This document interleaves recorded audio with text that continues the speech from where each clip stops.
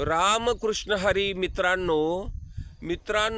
संत तुकाराम महाराज पंढरीश पांडुरंगाकडे एक मागणं मागताय। पांडुरंगापुढे एक अपेक्षा व्यक्त करतात। ते म्हणतात की मज याचकाची पुरवावी आशा, पंढरी निवासा माय बापा। माझ्यासारख्या भिकाऱ्याची आपण एक अपेक्षा पूर्ण करावी एवढीच माझी इच्छा आहे।